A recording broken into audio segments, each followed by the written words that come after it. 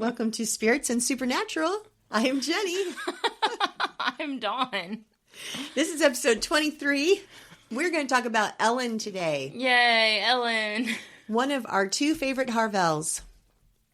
Well, two favorite Harvelles that we met. There's another Harvelle, but he died. Well, he's not my favorite. He's dead. So, harsh, but true. I hate to break it to you, but a lot of people from this show are dead. What?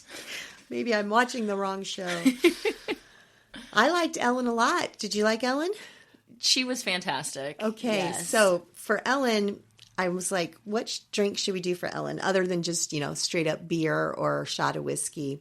So the Roadhouse was in Nebraska. Mm-hmm. So I looked up to see what Nebraska's number one cocktail was.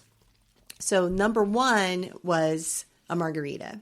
Well, we've done margarita. Mm-hmm. That's okay. I mean, you can drink more than one margarita in your life. But number two was a MOCK-SCOW Mule, which we have not done yet. We have not. So we're going to do a MOCK-SCOW Mule. Which is one of my favorite cocktails, actually. Well, good. I love MOCK-SCOW Mules. Yay for Ellen. And Dawn. Yay for me. Okay. So for this cocktail, we have our tall glasses filled with ice already. Mm-hmm. And we're supposed to take a half a medium lime and juice it. But my limes were really quite small, so we're just going to add some lime juice. And we're going to do 2 ounces of vodka. And then we're going to do 4 ounces of ginger beer or to taste. So I guess you take a sip, and if it doesn't taste right, you add some more. But you can't unadd it, just so you know. And then we're doing an ounce of simple syrup, and then you use lime slices. We're going to put simple syrup in this? 1 ounce simple syrup in, yeah. I'm not putting that in mine. Well, you're putting it in mine. Okay. Okay. Why? I don't know. I guess it would sweeten it up because the ginger beer is very gingery, yes, and not very. I don't know. Ginger's not a sweet taste. Yeah. How am I going to get a half an ounce of lime juice? We're just going to eyeball. Just eyeball it. It's not like it's alcohol that I'm just pouring. So if you want to do a mocktail of this, Dawn, I think that you would probably just drink ginger beer and club soda, pretty much, and add some lime as you see fit. One recipe I saw suggested you could add a couple dashes of some non-alcoholic orange bitters. Oh, yeah. To get a little bit of some of the other flavor in there. So if you haven't had ginger beer, it is not like ginger ale. Ginger ale is pretty translucent, transparent. You can see through it pretty well. Mm-hmm. And it's very sweet. Ginger beer is much more like tangy, like ginger. Mm-hmm. It's stronger. It's almost more like an extract of ginger. Yeah. Just because of the stronger flavor for it. Right. You wanted some. Why do you think it's called ginger beer? Well, it's just like, it's like the same idea as root beer. Oh, okay. Yeah. I mean, ginger is a Why is root beer called root beer? Root beer is made from the root of the sassafras plant. Why is it called beer? I think it has to do with the brewing process, even though it's not alcoholic. Oh, okay. That's my guess. I have no idea. It sounded good to me. I am real good at sounding like I know what I'm talking about. Yeah. That's why I'm doing a podcast or two. Yeah. We can BS our way through anything. I'm going to hand you that.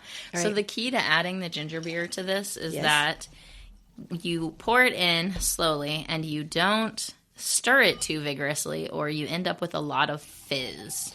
Right. And then it will make a lot of mess. Which I kind of almost did a little while ago, so. That's okay. Do you need a stir stick? I will, yeah. Okay. And then I also brought the dried limes that we have because I thought that might be a nice little garnish, or you can garnish it with an actual lime wedge, which we have those too. Yeah. I'm going to put that lime juice around the edge of my glass, actually. I think that would be lovely. I don't have any salt or sugar to add to it, but... It's not a margarita. No, it's not. Even though that was the Nebraska's number one cocktail favorite, in Nebraska. Yeah. We're not in Nebraska. So usually these are served in these like shiny copper mugs. Yes, and I did not have a shiny copper mug, so I just used a tall boy. Not a tall boy, just a tall-ish glass. A highball glass? Highball. Mm-hmm. Tall boy, highball. Same thing. Same thing, totally. Oh, man, I can't. That's a tongue twister, toy boy. See? I already said toy boy. It's a toy boy glass. A boy toy. Ooh. Tall boy, high ball. That is hard to say. So a tall boy is an extra large beer. Okay. What's like a highball glass is a cocktail glass. Yeah. That usually not Moscow mules are served in those, but like other cocktails would be served in those. They're like the tall, skinny, cylindrical ones. Take a drink. Cheers to Ellen. Cheers to Ellen. What a badass. I like inhaled the fizz before I took a drink. You okay? It made me choke. Man, that's different. I've never had ginger beer before. And you've had it like all the time. All the time. All the like, time. All the time, no. Just carries it around. A few years ago, a friend of mine was like, my go-to soda is ginger ale. And I was like, I forgot ginger ale existed. Because I don't usually drink dark sodas. And so I started drinking ginger ale. But ginger beer is really great for... I think ginger ale is a go-to mixer at my house with pretty much anything. Actually, ginger ale and whiskey is one of my favorite. Just mix it at home. Just whiskey and ginger ale, nothing else. Wow. So ginger beer, it has like more of a bite to it, which I think this actually could be good for Ellen in that way. Like it's more spicy. Yeah, it's a little more spicy. It's not just a plain old cocktail. This one will kick you back a little. And isn't ginger beer what they drank in Harry Potter? No, that was butterbeer. Butterbeer. Okay. Butterbeer. Yeah. It's been a long time since I watched and read Harry Potter also, obviously. So Ellen Harvelle is a businesswoman. Yeah. A hunter. Yep. A mom. So do you think that she was a hunter prior to husband? Or do you think she got into the life because of him? I don't know. I don't think we really get to learn much about her history. We don't get much of an Ellen backstory at all other than the fact that her husband died on a hunt with John Winchester. And we do actually learn details of that later. Yeah. But I don't know. When Meg possessed Sam. My daddy shot your daddy in the head. Yeah, it was creepy. It was very creepy. I think that Ellen probably became a hunter when she got married. I'd have to imagine. Okay. Well, I don't know. Because Joe talks about how her mom would be really angry when her dad was gone out on a hunt. And then she'd be like, wasn't she happy when he got home? I don't know that she hunted before. I think maybe she just ran the roadhouse and was well acquainted with hunters. Right. And then when her husband died, maybe she started up the hunting. Proverbial knife and became a hunter. I wonder how much she had to because Joe was so bent on it. Yeah, fair. And, if she's going to protect her daughter and take care of her daughter, then she sure as heck's got to learn how to do something besides serve ginger beer. Serve Moscow mules. Well, she even describes it, a lot of hunters come through that bar. But it does seem it's like, we don't even know where in Nebraska the roadhouse is. No. And when Sam and Dean first go to the roadhouse, when they're trying to figure out who Ellen is and, what's going on, they're following their dad's trail, they break in to the roadhouse.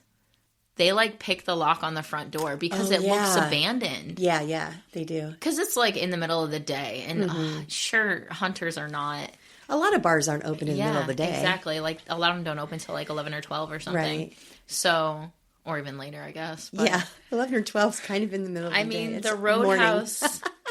I feel like that roadhouse probably doesn't open until later. I mean, Ash was sleeping on the pool table when they came in. Yes. One of my favorite ones, though, was when that random family showed up and were like, we just wanted some dinner. Okay, so the Roadhouse, we love the people that own the Roadhouse. We like the people in the Roadhouse, but the Roadhouse looked kind of skivvy. And I'm not taking my looked family. Like tetanus incarnate. Yeah, like pick your disease, eat here. Right. Yeah. And you're going to take your cute little family that looked like they were on their way to Disney World. They had matching shirts on. What? In the middle of nowhere? That was probably like the dad got lost and didn't want to admit he was lost, and the family was hungry, or the kids had to pee. Like, we'll go to the Arby's down the street. There's not even a street. I mean, or like the Arby's that we saw 100 miles ago. Yes. Yeah. Right. In North Dakota. Like, you don't...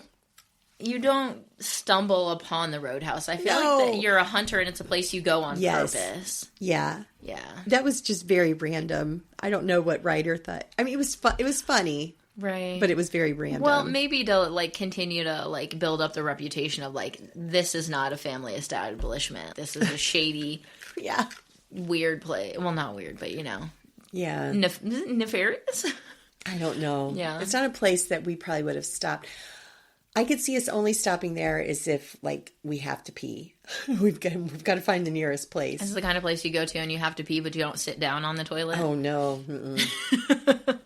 Or you might decide you can hold it for another 100 miles. I don't know. I feel like Ellen and Joe would have a bathroom that was nice, that they would take care of. Like, and it would be like, that's the hunter's bathroom. Right. That's our bathroom. Yeah. Yeah. Well, like, probably back by their office. Mm-hmm. You know, they probably had a separate one completely. Yeah. That had an actual clean toilet and not that had like a seat on it. Because I imagine, like, I don't know why we're going into this, but my imagination for the hunter's bathroom is like the seat is like hanging off the side. There's rust stains in the bowl and like who knows what on the floor. Do you have to get a key? Oh no. Get a key to get I bet the lock didn't didn't work. Oh, yeah. Like, this is my imagination of... I don't know. This episode is all about the Harvelle's Roadhouse bathroom. Yeah. Or Ellen. I guess. I don't know. So when the boys first walk into the Roadhouse, it looks empty. Mm-hmm. Like, there's, like, dust motes in the air. All the lights are off. There's a dude with a mullet passed out on the pool table. Yeah. And they turn around... And Joe's got a shotgun on Dean. Yeah. And Sam walks out of the kitchen with Ellen pointing another one at the back of his head. Right. And the thing is, as soon as she hears the name Winchester, though, she's like, I think these are John Winchester's boys. Yeah. Her attitude just flips. Completely changes.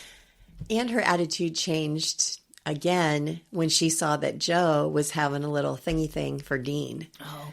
There's a particular scene in one of the episodes from season 2 when they first meet, and Sam gets the hint that this is not his conversation, and he suddenly really needs to go over there. Yeah, and that was cute. Joe says, "You know, am I ever going to see you again?" And they're kind of talking, and they get this wrong place, wrong time conversation. Yeah. But they do this quick shot over to Ellen, who's on the other side of the bar, but she's got her head turned just ever so slightly because she is listening. She's got Dean, the, like, mom radar on. And Dean says, I'm afraid of your mom. Mm-hmm. Yeah. Well, as he should be. Yes. Ellen would, yeah. Mm-hmm. She would not have been an easy person for Joe to bring a boy home to. Really? Well, I mean, Ellen married a hunter. She knows how hunters are. Right. She's got this bar. Yeah. Who does not want her daughter in life, does not want her daughter being attached to a hunter in any way. Understandable. Right. They don't have long lives, generally speaking. Generally Hunters speaking, don't. no. Yeah. But she does I think she becomes this great mom figure, kind of, for the boys, too. Mm-hmm. We've talked about, like, how Jody kind of is like a mom, too, but I think Ellen does as well. Because, I don't know, the boys are close to Joe's age, I guess. I feel like Joe's probably closer to Sam's age than Dean, but it was only 4 years. That's not that big of a difference. But I think she does become very protective of them, and maybe she's kind of got the same feeling that Jody has, that, like, you know, these kids are orphans. They're grown men. They need some kind of strong stability in their lives. I mean, Bobby does the same thing. Yeah. So Ellen was played by Sam Ferris, is the actress, and she was in 8 episodes, which... For Supernatural is quite a few episodes, actually. Yeah. For not being one of the main characters. Yeah. And she had a sad ending, but she did come back in an episode, which was like a, how do you describe the episode she came back into? It was more like a dream sequence kind of thing. It was when Balthazar unsank the Titanic. Oh, yeah. And she comes back, and she's actually married to Bobby. Yeah, that was like the alternate timeline where she married Bobby. I really liked that. That combination, I definitely... So I think we've talked about how they kind of tried to play like Bobby and Jody maybe had a thing. Yeah. But Bobby and Ellen together makes a lot more sense to me. Way more sense. I agree. Yeah. Just with the attitude and the functioning alcoholic. the ages and everything. Because I don't know, Jody just seemed really young compared to Bobby. Yeah. Well, I thought we even looked it up. Yeah, and she was really close to Dean's age. Yeah. So it felt very weird. I'm trying to remember. There's a couple of episodes she was in. I don't remember exactly what her role in the episode was. I know that there's an episode where Sam calls her and is like, have you ever heard of a guy named Gordon? Yeah. And she's like, oh, yeah, a heck of a hunter. And he's like, oh, well, she's like, stay away from him. Immediately. She's I thought you said he was a good hunter. And her response is, yeah, and Hannibal Lecter is a good psychiatrist. Yeah. Oh my gosh. She nailed who Gordon was for sure. Yeah. That'll be interesting. So she could read people for sure then too. But I think that's kind of one of those bartender traits. Yeah. That and and that's all she dealt with was hunters, and she would hear hunters talk. And hunters did a lot of talking, especially there at Harvelle's. They're drinking. And they're going to say this guy is a loose cannon. And you don't partner up with anybody, but you definitely don't partner up with Gordon. So the episode, I think it's the end of season 2. All hell breaks loose when Harvelle's gets burnt down. Yep. I think it's like the finale. Because there's 2 parts to All Hell Breaks Loose. So part 2. Part 2. And they find that somebody that had frequented there often was dead. We'll talk about that later, but in another episode. But they assumed pretty much that Joe and Ellen probably had died in that fire too. And then Ellen shows up at the graveyard. Yeah. And she is part of that because they're trying to shut the Devil's Gate. And she shows up. She showed up a little bit before that and goes with them to that cemetery. Yeah.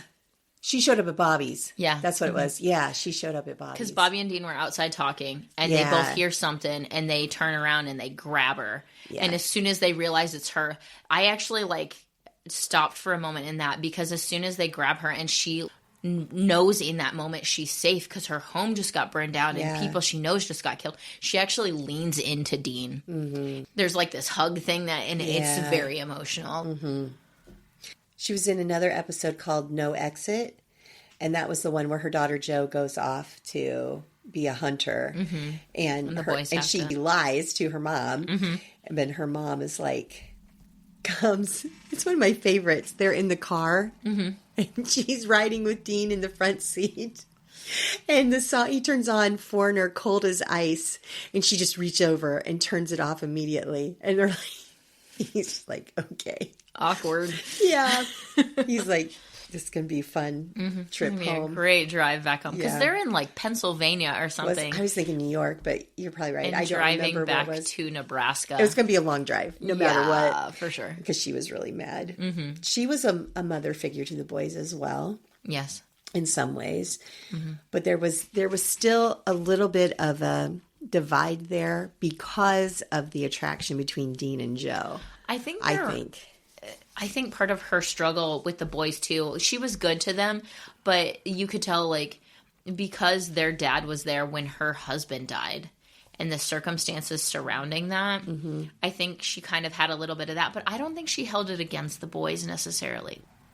Because you have to imagine it was in her mind, but she can recognize that it's not their fault. It was their dad's fault. And you can't hold them accountable for what their dad did. Yeah. Meanwhile, various monsters did that. So do you want to talk about when she left the show? When she went with her death? Yeah. I was thinking about that earlier, and I thought that the way that she died was absolutely one of the worst, hardest to deal with deaths of the whole show. Yeah. It was just heart-wrenching, that whole scene. Yes. Because they're literally knowingly sacrificing themselves for Sam and Dean. And the boys know they have to make what they're doing count. Because yet again, people are dying for them. And this time they're doing it on purpose. Yeah. It's so heavy. It is. Ugh. And, well, and Joe will be our next episode. So we won't dwell too long on it, but Joe had gotten torn up by a hellhound. Right. And she wasn't going to make it. And she's like, you guys go and you still fight. And I will, she had a detonation device that she was going to blow up the hellhounds. And her mom's like, somebody's got to let them in. And like the realization on Joe's face that her mom is about to, it makes me want to cry right now. Yeah, it's pretty intense. It is, which is why I said it's like one of hands down the worst deaths on the show. Yeah. Because, there's and some unexpected. People, they were all together and they took that picture together. Yes, right before. Yes. Oh, it makes me want to cry. It was pretty intense. That particular picture, though, I think is so great because it represents the show in a really great way. Because the whole thing of the show is family don't end with blood. It's really the people who stand by you. Yeah, I'm gonna cry about it. Don't cry. It's so intense and all of the emotions, the way it makes you feel. I think that's part of what makes the show have the longevity of it. Oh, yeah. I mean, I don't have friends out here, like, literally dying for me, but having, like, seeing those relationships and knowing, like, you do have people in your life who, if push came to shove and you were in that situation, probably would do that. The connection, I don't know.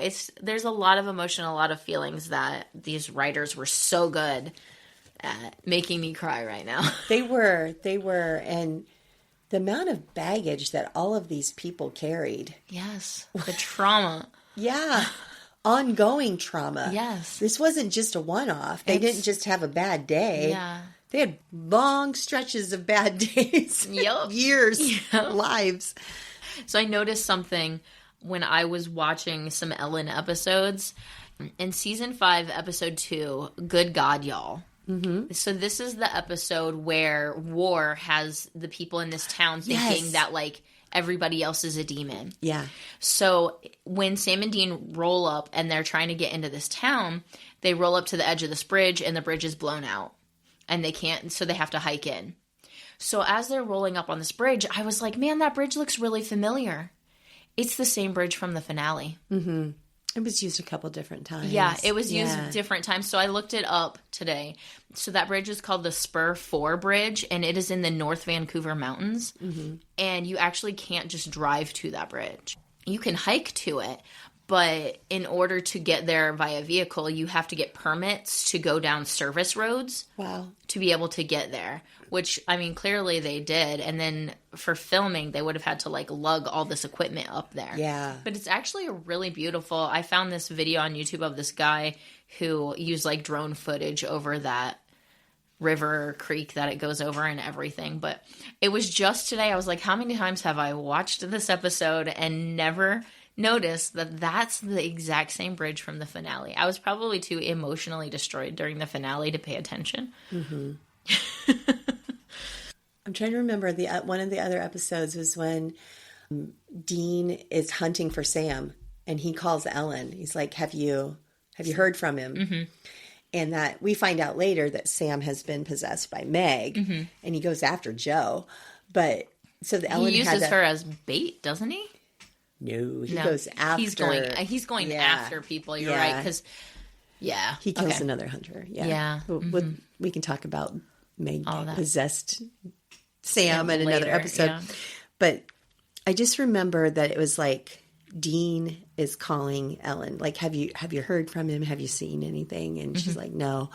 And the boys they didn't have a lot. They had each other, but then they did have a core group of people that they could count on, that they could call on, that they trusted. And then the writers killed every single one of them. But yet again, we demand explanations from the writers. All of them.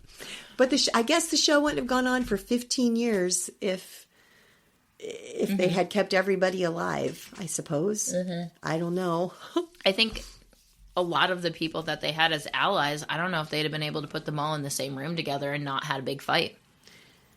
Oh, yeah? Because some of their allies were vampires and werewolves. Oh, okay, you're talking about. Yeah. So if you to try to put them all together, I think the only reason that they would not all try to kill each other is because they would look at Sam and Dean and say, "We'll do it for you." For Sam and Dean, yeah. Mm-hmm. We will not kill each other because we like you so much. Yeah, because then in that episode about the Asa Fox episode, it makes me wonder if Ellen had not died, if she probably would have been there, at the wake. And she probably would have slept with Asa too. It seemed like he's slept with all of the female Joe, hunters. or both of them, or who knows, right? Yep. Yeah. Everybody loved Asa. Apparently, he got around that Asa. He was. Well, you have to imagine he probably made his way into the roadhouse too, because you imagine the Hunters Network. If somebody had been like, "I'm in the middle of freaking nowhere," and they're like, "Well, how far are you from route whatever in Nebraska?" There's a roadhouse you should go to. I'm sure there were probably roadhouses like that around the country. Exactly. Mm-hmm.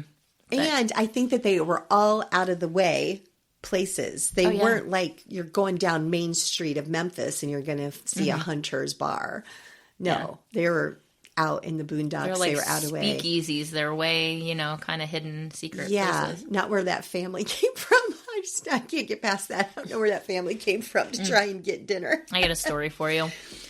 There was one time, I think we were driving out to visit my mom. And so we were driving through Indiana, and we were just kind of taking our time. And I was like, oh, there's this waterfall over here. We've driven, we always take the same route. And I was like, we should go check out this interesting waterfall. And Tim's like, sure, whatever. So we do. And then we're like, let's grab some lunch. So I'm looking around on Google Maps. Yeah. And there's this place called Sullivan's Pub. And I look at the pictures and I'm like, oh, this looks like they might have some stuff on tap. Because we like craft brews and local brews and stuff too. I'm like, this looks interesting. Why don't we check this out? And it's got pub in the name. So we're thinking it's just, a regular little restaurant. Yeah. A lot of times when they say pub, they've got a kitchen and they make sandwiches and whatever. So we pull in. And it looks like this is a restaurant made out of kind of a house. It's just this low brick building.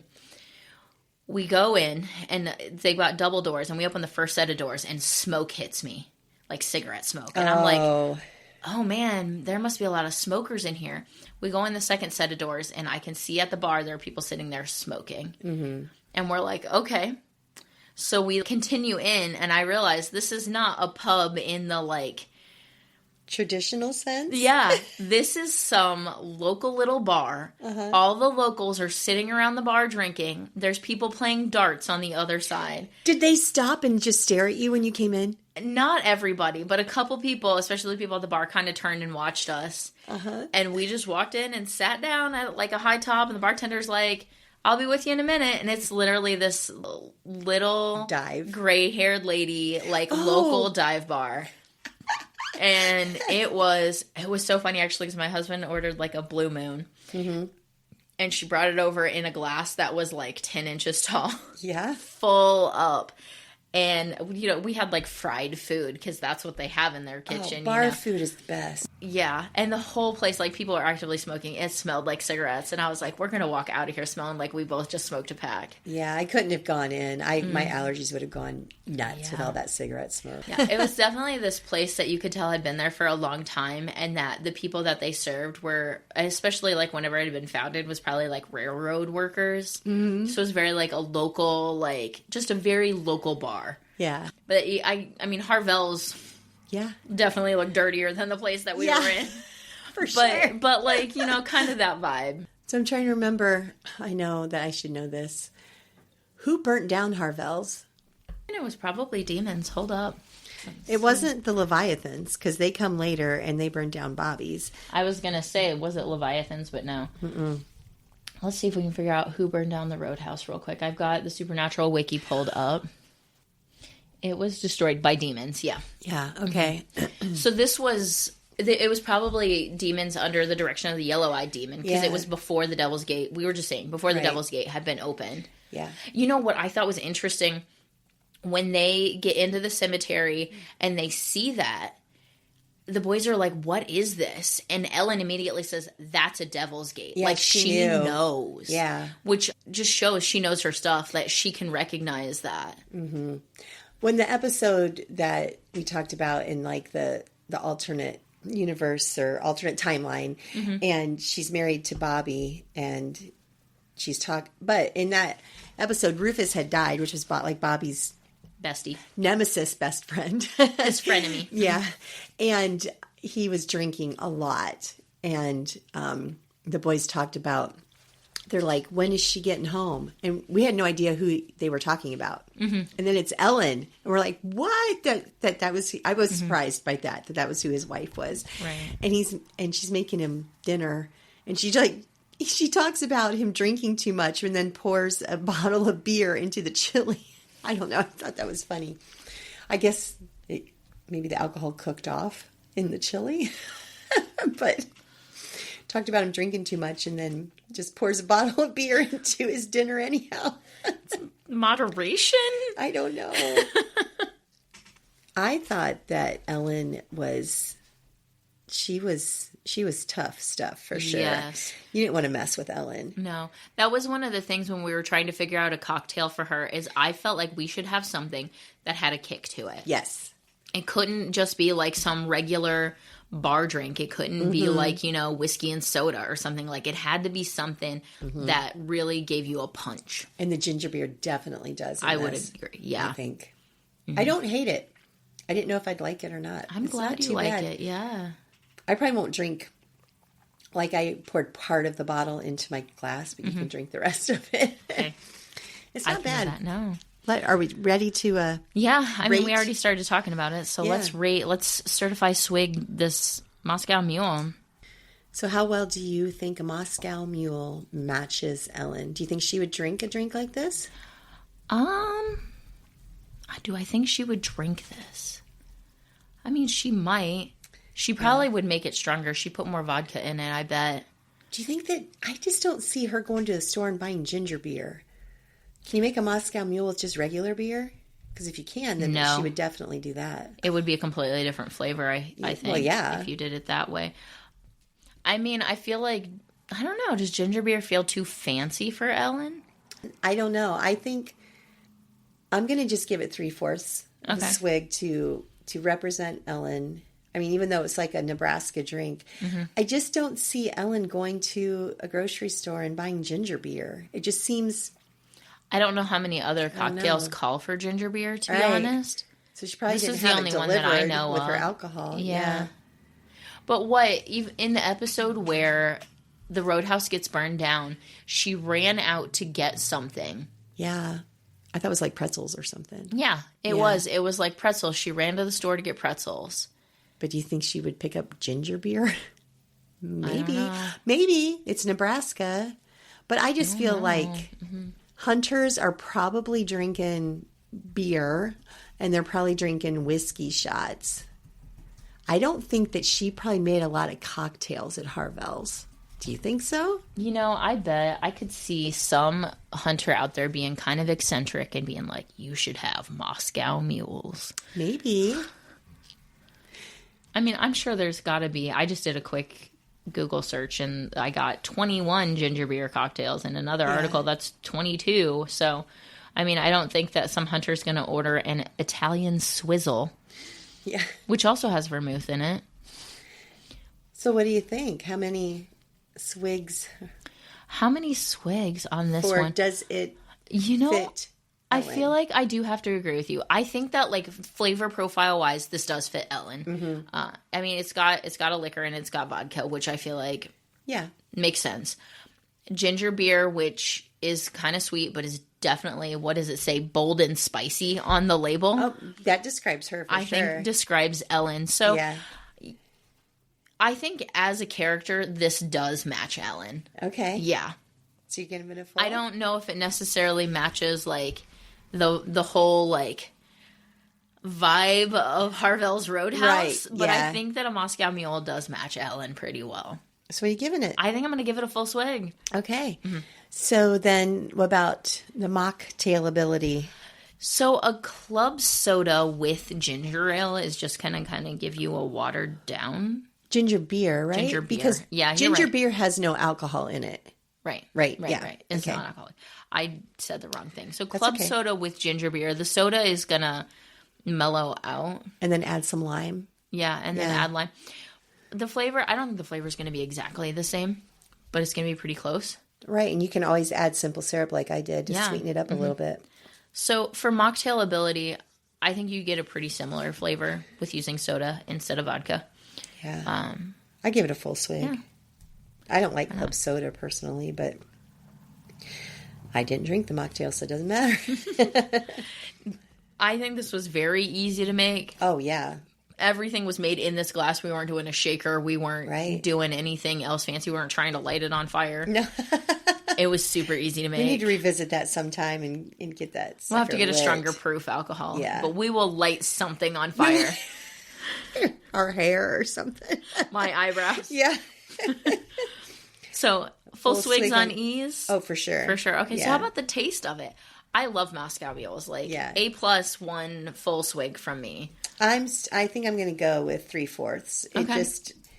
I didn't hate it, but I don't know that I would seek out a ginger beer drink again. If we decide to make another cocktail with ginger beer, I absolutely would try it. Mm-hmm. But I think I might have talked about this before. As far as lime goes, I'm not a huge fan of lime beverages. Mm-hmm. I like lime, like in my food. Like lime cilantro type of food. But I'm not a big fan of like a lime margarita or whatever. I'm not a huge fan of lime. Limes. I've probably declared that before. Yeah. So it's just 3/4 for me, I think. Okay. So what do we come up with? That actually gives, you did 3.5 and I did 4 full swigs. Yet again, so 7.5 out of 8. Oh, you ended up giving it a full swig on Matching Ellen? I thought you just did it 3/4. Okay. I did. Cool. I think, like I said, I don't think it matches Harvelle's necessarily, but I think it matches Ellen. So I did give it a full swig on that. So 7.5 out of 8. That's not bad. That's an A. Yeah, it is. Is it? Well, I don't know. 7.5 out of 8 is probably more like a B+. I'm thinking. Close enough. There's not a lot of wiggle room when you only have 8 questions on an exam. So next week or next time that we get together, we're going to be doing our Joe cocktail. I have a lot to say about Joe. We are continuing down the Harvelle family line. Yeah. With Joanna Beth. All both of them down the line. Both of them. Exactly. Yeah. So thank you again for those people that listen to us and comment and reach out to us. We really appreciate it. Mm-hmm. We are on Facebook and we are on Instagram. And we are on Threads, and we are on TikTok. All the things.